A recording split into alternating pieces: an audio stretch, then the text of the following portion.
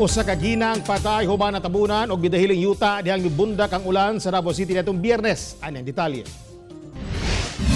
Gisulayan pa og rescue sa Urban Search and Rescue Team sa Central 911 si Ginang Leticia Fuerzas. Human natabunan og yuta ang gipuy-an niini apan wala na kini natabang pa. Alas 11 Biyernes sa gabi nahitabo ang aksidente. Human sa pagbundak sa ulan, hinungdan natipak ang dakong parte sa yuta nga may resulta sa pagkahulog sa retaining wall nga may diretso sa ginatulugan sa Ginang.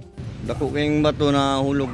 Niya pagkuan mo mama o papa. Oo, pag tanaw na ko, wala na, tabunan na sila yuta.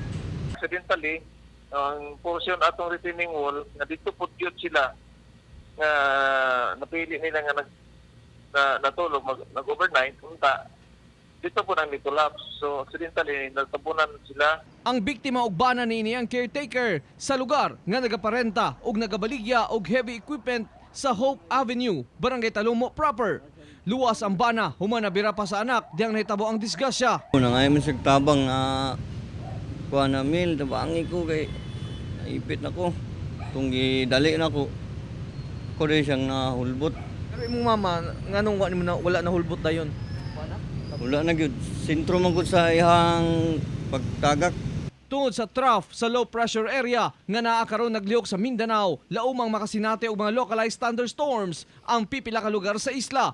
Busa nagpaymang ng otoridad nga magbinantayon hilabi na matag mobundak ang ulan.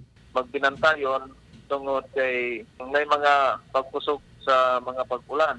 So, mag-apekto sa atong mga flood-prone areas o katong mga landslide-prone. Kauban si Melchor Awing sa kamera. Ako, si Real Soroche para sa One Mindanao.